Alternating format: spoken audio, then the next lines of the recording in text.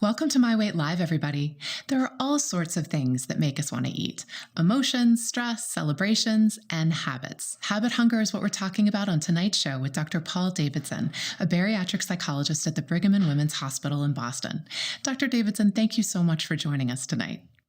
Ansley, it's an absolute privilege to be here with you. Thank you for asking me. So before we get started here, folks, tell me where you're watching from, and also what's the most common form of habit hunger that you experience? I'll be sharing mine a little later on in the show. So Dr. Davidson, we had the privilege of doing an interview with you several months ago, and one of the things that you said in that conversation is that there are several different kinds of hunger.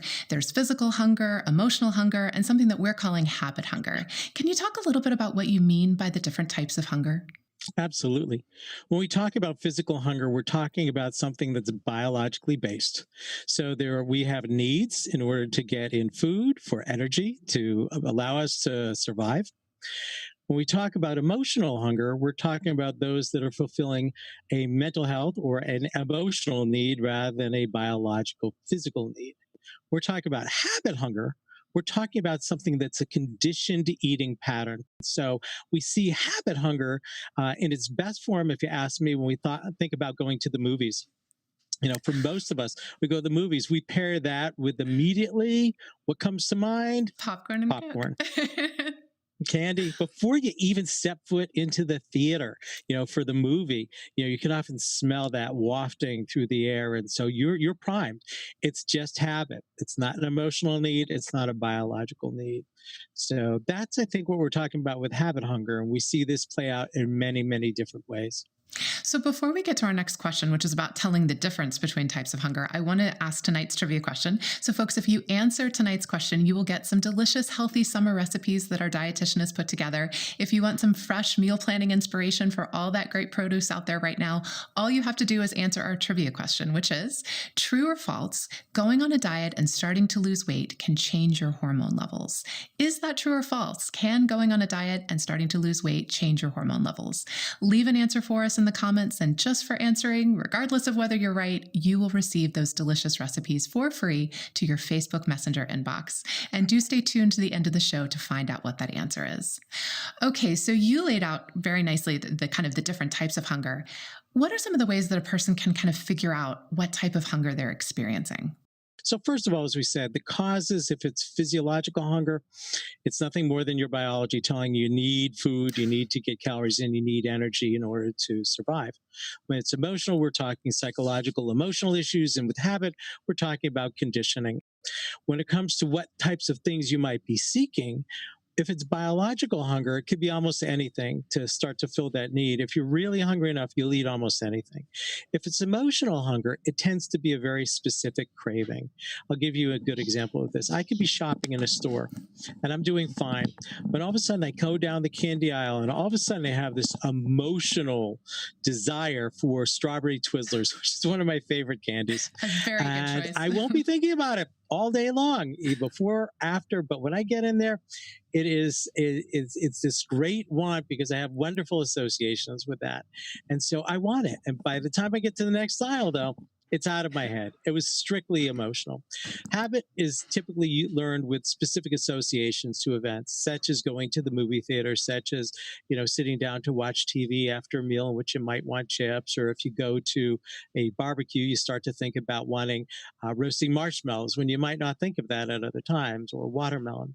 When it comes to the kind of macronutrients you seek out, if it's a biological hunger, it tends to be non-specific because you're going to need all of them.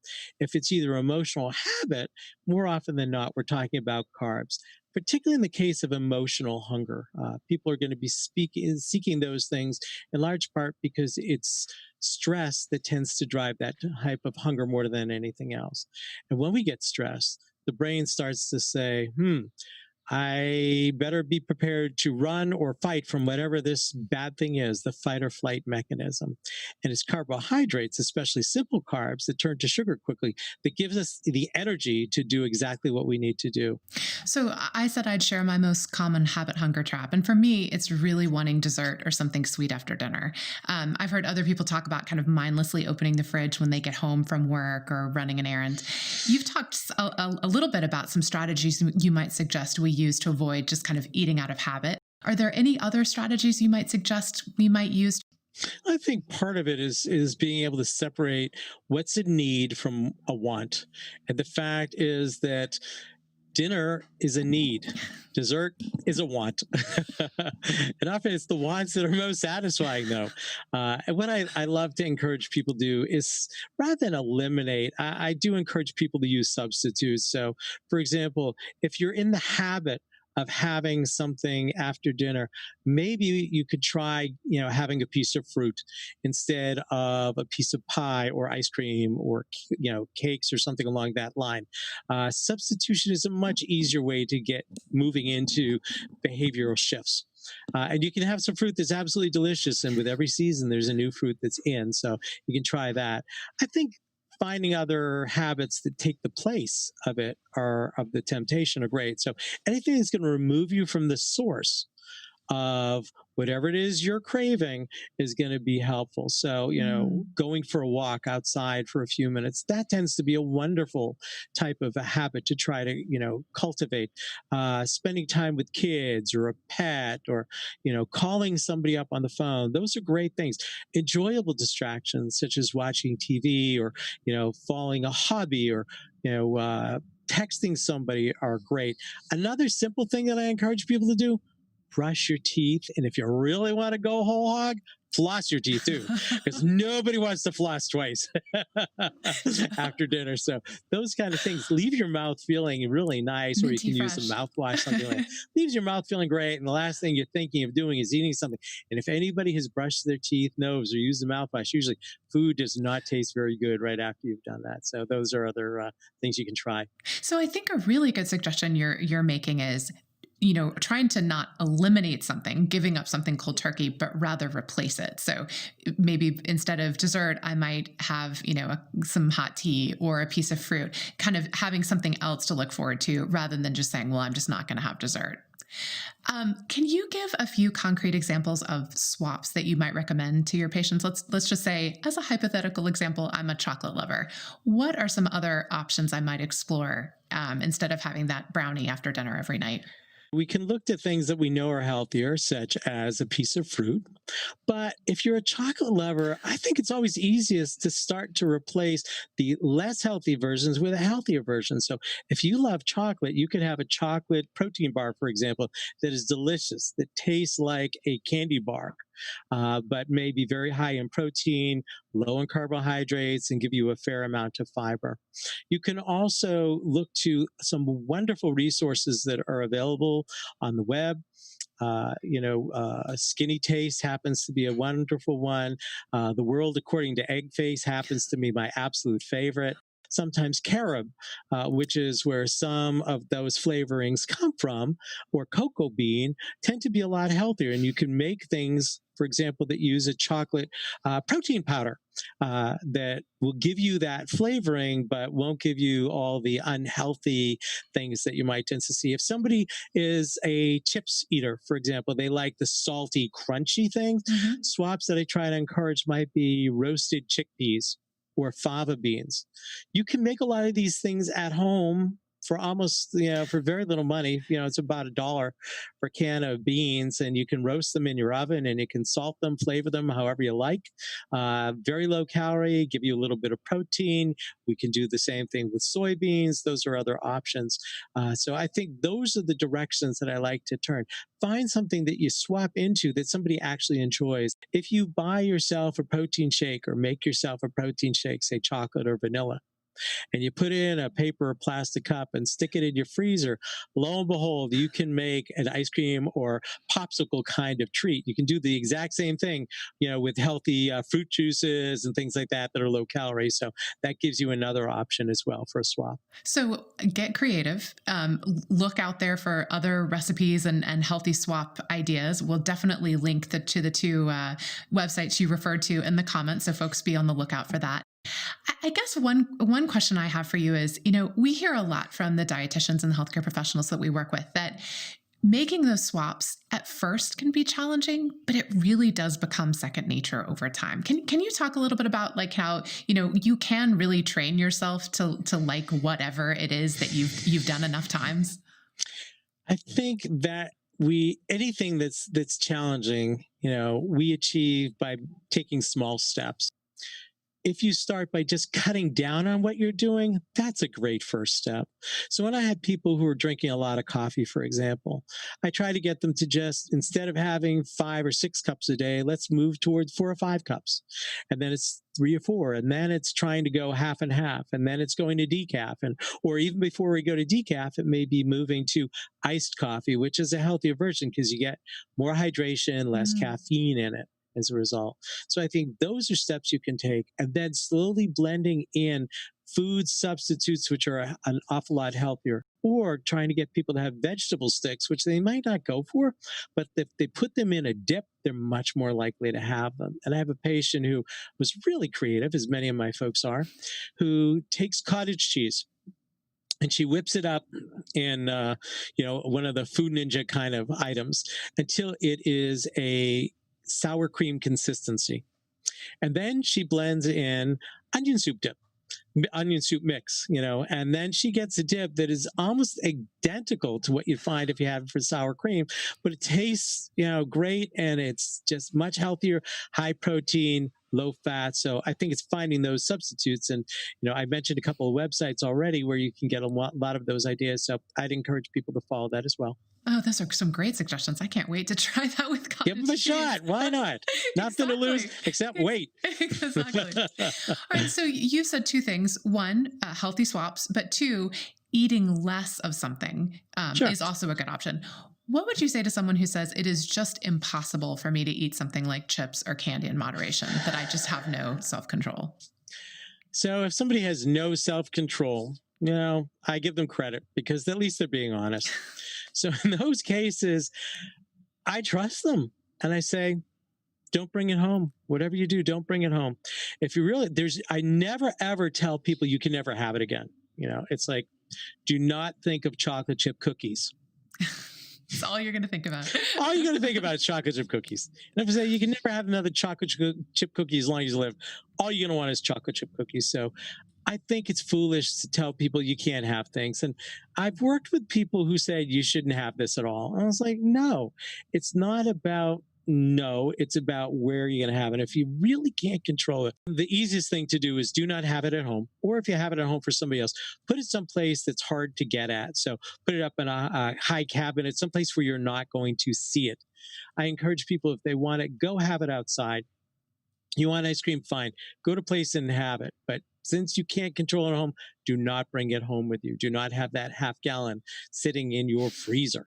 Such good advice. All right. So for those of you who have just joined us, we're here with psychologist Dr. Paul Davidson talking about different types of hunger, eating habits, and more.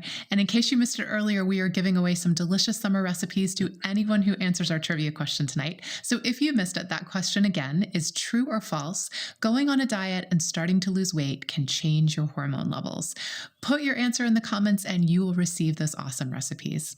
So Dr. Davidson, do you encourage the people that you work with to be aware of the ways that food marketers can use commercials and our devices to make us think about food and influence our food choices? All the time. Those companies are paid millions of dollars with one goal in mind, and that's to get you to buy whatever it is they're trying to sell. They do not care if it's going to be healthy for you. They do not care if it's going to kill you. I mean, again, stop and think about people who are marketing cigarettes and when they came up with advertising campaigns geared towards kids and teens. They don't care. All they want to do is move product. And so I try to help people understand you are going to be bombarded every day, almost all day, by ads, commercials. They're going to be touting some kind of product that may not be healthy. And so I think the easiest way to deal with that, watch less TV, cut down on some of that media. And for, people who are online and they're getting pop-ups all the time, I say, be careful about that. It's good to have a little less screen time, but also recognize that ads nowadays are targeted to the individual and they focus on the kind of things you search for, the kind of things you look at. So if you're looking at those things online, if you're searching them, if you're looking to buy them online, guess what kind of ads are going to pop up for you? The ones specifically that are going to be most difficult for you to say no to. So I try to encourage people as well to not search those kind of terms and to find, if they're going to do it, start looking for things that are healthier anyways. So when you start searching items that you know that are better for you, they're going to start showing up for you as well. And to recognize when they are trying to sell you on it, it's nothing more than trying to make money. It's not trying to make you healthier, happier. And I promise you, if you go for those kind of things, you're going to be, the only weight you're going to lose is from your wallet. Great way to put it. We'll leave it at that. Exactly. So you alluded to this earlier that, stress can contribute a lot to emotional eating. So what are some of the strategies you recommend to people to learn how to cope with stress without food? So we have to, again, think about where is it coming from. And as I said earlier, it is a biological response to a perceived threat in the environment. The easiest thing to try to do to decrease the turn to food to deal with that stress is to cut down on the stress in the first place. So anything you can do to avoid engaging in that, is going to be helpful. And some of those things, clearly we cannot avoid. Same thing comes true when it comes to deadlines for things. If we try to work ahead of time, and not save things for last minute, we're not going to have as much stress. We're not going to create as much stress hormone. So we can cut it off at the knees, so to speak. But when we start to experience it, and it is biological, there are certain things that help reduce that stress impulse and the things that are going to get us to eat. One of the first things I tend to try to encourage people to do is deep breathing, diaphragmatic breathing from the gut, not from the chest. Typical person, when they breathe, goes up and down, the shoulders go up and down. We fill the lungs this way. Not what we want to do. We want to breathe from here, from the gut. Down here. This doesn't move at all. When we do that, we get in a lot more air. We get more oxygen to the brain. And also we stimulate the vagus nerve, which is attached to the stomach and then runs to the brain. And when the vagus nerve gets stimulated, as it does when you feel full and satisfied from food, it sends a message to the brain that says, everything's fine. We can, rest and digest. And that makes you not as hungry. So when you actually engage in deep breathing, you shut down the stress hormones and you trigger a relaxation response, which cuts down on hunger. We also know that humor, laughter, is a wonderful way to cut down on stress. And it short circuits that loop. And so finding something that's humorous to watch or listen to get laughing, makes a difference. And again, anything that's going to cut down on stress is going to cut down on emotionally stress-related eating. Another thing that makes a difference is meditation. Taking calm time. For many people, they might engage in yoga, for example, which is a wonderful, wonderful kind of physical activity, and that both it's great for the body, but it's fantastic for the mind. And it gets you to quiet down, calm down. I find the same thing's true in martial arts as well. There's a highly focused nature to it that gets you to cut out that stress response and helps teach you how to handle difficult situations so you feel calmer in general. Those are major factors that we're going to see. And of course, we can start to try to deal with cognitive distortions. When we start to experience stress, oftentimes our minds can run away with us, and we start to think of things that may not be so accurate. Another factor that's just hugely helpful in short-circuiting stress without food is social connection and social contact. So finding ways to connect with others in person, getting together with a friend when it's safe to do so, a family member, calling up somebody you haven't spoken to for a while. And along that line, another thing which really helps decrease those stress levels without food is physical contact. If you have somebody who can give you a hug when you need it, I mean, that goes a very, very long way. So those are a variety of strategies without the use of food. And of course, physical activity. I almost forgot that. Exercise. Sorry. One of the biggest. So, going for a walk, a jog, riding a bike. I tell people it's amazing the impact of doing 10 jumping jacks. We've been talking a lot about food, and certainly healthy eating and exercise is very important for weight management and a healthy life. But the truth is that for many people, focusing on diet and exercise alone is just not going to be enough to reach their best weight. So talk a little bit about why seeking medical attention is going to be necessary for many people who are struggling with weight. So we need to understand that, first of all, the vast majority of weight issues are genetic. Roughly 70% of what a person weighs is determined by their biology. It also gets influenced by medical illness, by types of medications people may take on, by conditions such as polycystic ovarian syndrome or hypothyroidism, childbirth, menopause, certain types of strokes, you know, joint pains and issues, orthopedic issues, all these can lead to weight gain. So there are many, many reasons why people are putting on weight that really diet and exercise alone is not going to shift, that we really need to take a look at biological treatments for a biological problem. So, folks, if you're watching at home, there are lots of treatments available for obesity and excess weight. And, starting by having a conversation with your doctor is always the right place to start. So, you work as a psychologist for people who've had bariatric surgery. The folks who you've seen be most successful, is there a common thread between them? Is there something we can learn from them? Sure. There are actually quite a few things I think that we can learn from those who are highly successful. First of all, they show a commitment to sticking to the program. They have excellent follow-up. They often attend support groups. They keep their appointments with a dietitian, psychologist, surgeon, and so on.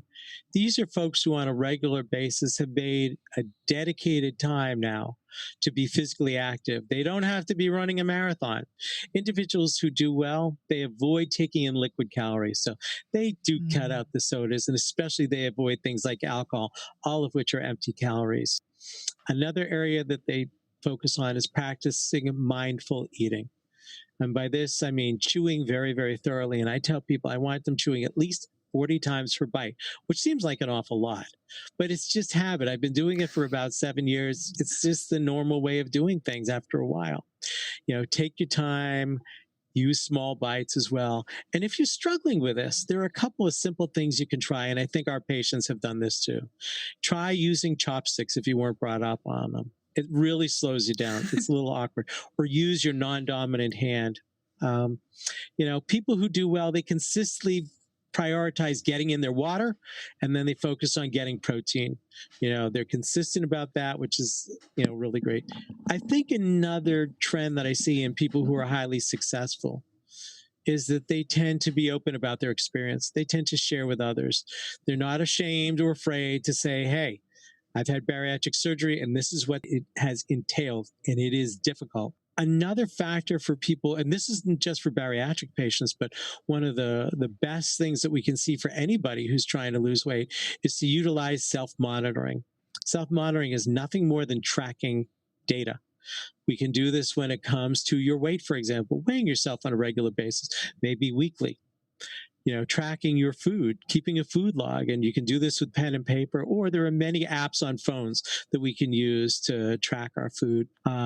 Activity levels. There are accelerometers that we have on our smartphones that we can use to tell, how far we've gone, or there are other kind of activity trackers that you can utilize.